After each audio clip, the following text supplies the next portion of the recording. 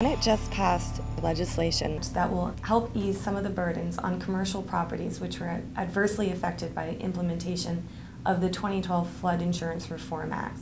So we've kept some of the most important reforms under Bigger Waters, but we've created a window of opportunity to make sure we get to affordability, that we keep the real estate market at a time in which it desperately needs help. Here to discuss the law with me is Austin Perez, our Senior Legislative Policy Representative for Environmental Issues. Thanks, Sarah. Austin, I've been getting a lot of questions about how this law will affect current owners of commercial properties. Now, from what I understand, there are two different kinds of commercial property owners, those who have grandfathered status and those who have non-grandfathered status, and that under the new law, the grandfathered status of properties is returned to them, which many lost under Bigger Waters implementation. So what happened was properties were built years ago outside of the floodplain. They were in what's called an X zone. Since then, there have been flood map updates, and so they might have moved the property, a flood map might have moved a property from an X zone into the floodplain, into an A zone or a V zone. Under current law, those properties would lose their grandfathering under the outside flood zone status. Instead, they would have paid, they would have gone from the X zone rate table to the A or V zone rate table. So the X zone rate right now could be as little as a few $100s a year, compared with an A zone or V zone rate, which could go as high as $80,000 per year. So you're talking about an big increase under current law if they lose their grandfathering.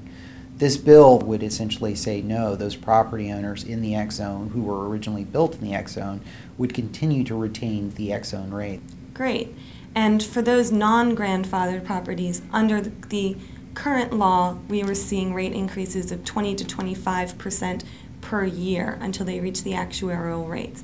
Under the new law, some of those rate increases go down, correct? That's correct. If you're a newer property, in other words, a property that was built after 1975, or if later, the effective date of the first flood map for the community, then that property would see an increase which is set according to FEMA's cost analysis, which is done each year.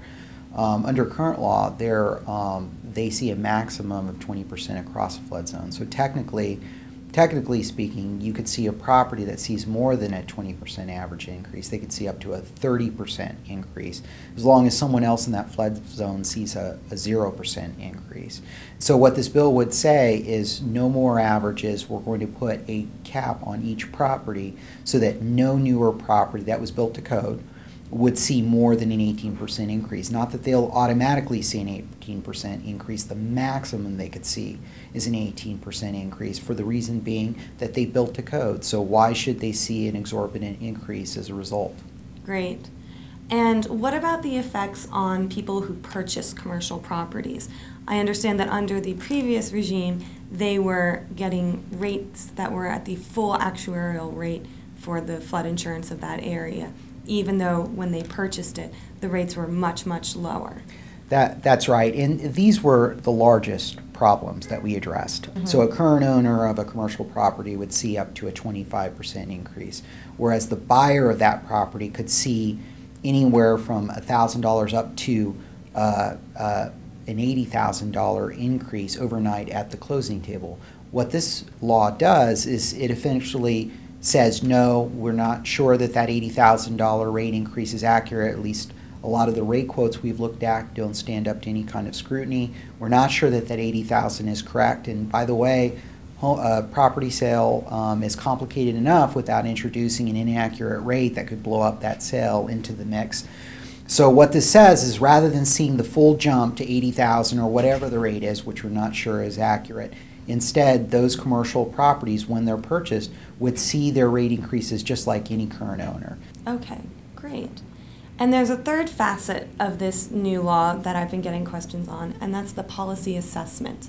Can you explain what that is and that's not just commercial properties that are paying into this, correct? That's right. So this assessment, which is put on all NFIP policies, is to make up the shortfall in the revenue. Since you're rolling back some of the increases so that you're no longer seeing 80,000, you're going back to a 25% increase over the previous year, there's some shortfall that needs to be made up.